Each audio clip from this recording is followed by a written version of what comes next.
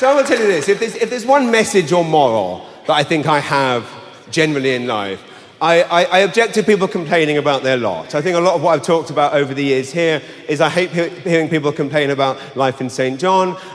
Look around. It's a beautiful place full of beautiful people. Embrace where you live. This is what has always been my message, the thing I've wanted to celebrate, right? I hate hearing people complain about where they live, and I hate people complaining about their marriages or their relationships. And I think, if you're lucky enough to have found another person to be with, you shouldn't be complaining. I've never understood hearing couples complain, male or female, like people having these kind of unrealistic expectations. And because they complain, we're doing young people a disservice. Because we complain and we say, oh, my sex life's not what it used to be. Well, you're having sex. You're lucky, right? It's a good thing, don't complain. And because we're complaining, young people hear it and they're being more and more promiscuous than ever. Whereas the reality is, if you're lucky enough to have found another human being to spend your life with who is willing to have sex with you once every 4 or 5 months, you're blessed. Embrace that, celebrate that, don't disparage it. I don't understand, we're so selfish as a human race. Like the way in which people are like, oh, but it's nothing like 50 Shades of Grey. It's not supposed to be. Only the human race would be so selfish as to be given this gift from God or nature or whatever you believe, right? That we're given these body parts that you put them together and you have the greatest feeling in the world, right? It's already perfect. The art of sex, male and female, or female and female, and male, regardless, it's the greatest feeling in the world. Only the human race would be so selfish as to go, well, I want it to be like if I put a rubber glove over my head. Why? I mean, by all means do that, but don't complain, right? Embrace what you have, cherish what you have. And the thing I hate hearing most is when people say, they say in marriage, there's no surprises anymore. There's no surprises. Well, I am here to dispel that myth, ladies and gents, right? A few weeks ago, my wife and I were making the love. We're making the love, right? Now, again, it was, I don't know how, it was, I won't say the normal way, this is how we do it.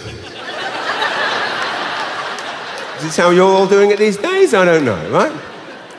We're making the love. And I'm as happy as I get. I'm not there thinking, my God, this is, why haven't I got a rubber glove over my head? Why isn't she spanking me? I'm not thinking that. I'm as happy as I get. I'm with the woman I love, the mother of my children, and I'm plugged in, ladies and gents. That's as good as it gets in life. If you're plugged in, celebrate it, right? I wasn't there thinking, why are there no whips? Why aren't we doing this? I'm at the peak of my happiness. When I'm making love to the woman I love most in the world, who gave me 2 beautiful children, brought me to this beautiful city, I'm at the peak of my happiness. I was not expecting more. However, suddenly, out of the blue, she pulled out of the bag like a special move downstairs. Special move. Now, I don't know what the special move was, but what I do know is I liked it. I went from the happiest I get to a whole different level of happy. Now, every lady has her own special move, right? And it's not a gentleman's place to ever ask what the special move is. Ladies, you keep these special moves under wraps, and rightly so, right?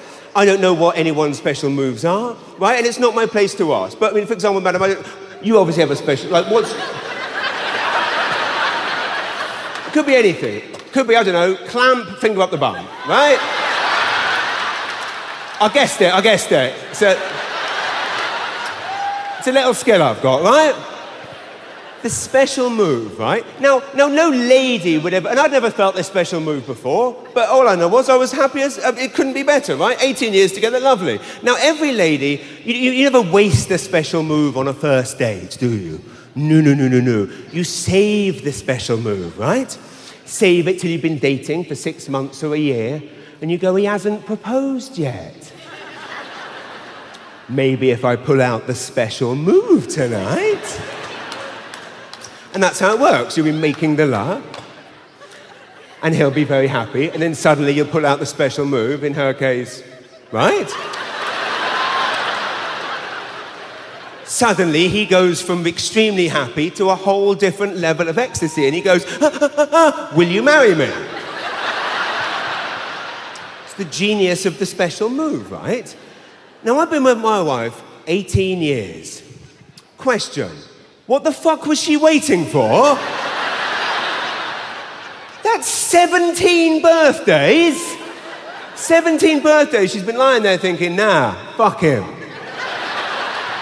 The wedding night, 7 years ago, we are on our wedding night, we are in Toronto, we are in a suite at the Drake Hotel. There is rose petals everywhere. She's wearing a ring that costs more than I make in 3 months, a dress that costs 6 months' salary. Everything was perfect, and she's lying there thinking, I'll save it for a special occasion. And she saves the move up for 18 long years, and then decides to pull it out of the bag on a rainy Tuesday night in New Brunswick. But I wasn't thinking any of this at the time, no. I was too busy just basically in love with life.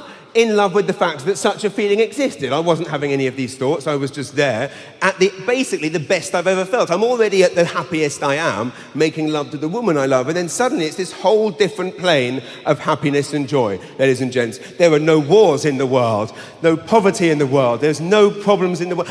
All my insecurities gone, all my paranoia gone, all my fears gone. I'm basically the happiest I've ever felt in my entire life. And the genius of all of this, right, is she didn't give me any warning, right? There was no build-up. Like, if I'd waited 18 years to do a special move, I'd have dropped a few hints during the day. Things like, you don't know what's coming tonight? Or even right before she did it, what I would have done is kind of gone, 5, 4, 3, 2, 1, boom. Classy move, right? But no. The genius of it was she poker face. She just kept her normal sex face on, which is this.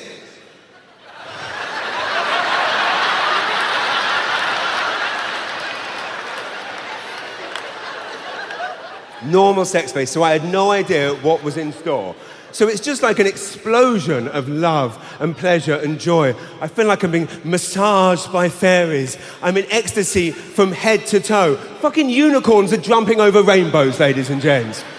I'm at the absolute peak of my happiness, peak of joy, the best I've ever felt in my entire life. I've lived 40 years happy on this planet, 4 great years in this beautiful city, and I found this pure peak of absolute joy and happiness. And just as I'm having that thought, just as I'm thinking to myself, this is the best I've ever felt, just as I'm thinking, oh my God, it's so amazing to know that a feeling like this exists, my head jerked slightly to the right, and it turned out the dog was licking my arse.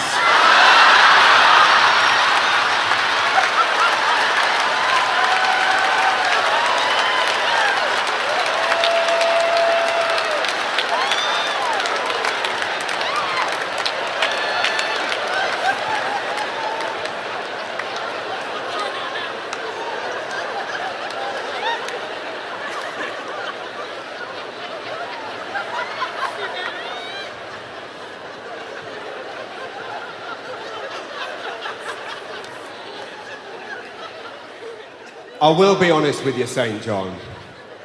I didn't stop.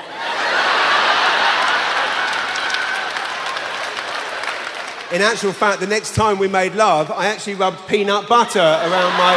Ladies and gentlemen, I've been James Mullinger. Thank you all very, very much indeed for coming out tonight. You have been a true delight. You made my dreams come true one more time. I can't thank you enough. I love this city more than you can imagine, and I love all of you dearly. Thank you very much indeed. You guys are amazing. I've been James Mullinger. You've been amazing. Thank you very much, and good night. Thank you, St. John. Thank you. Love you. Thank you.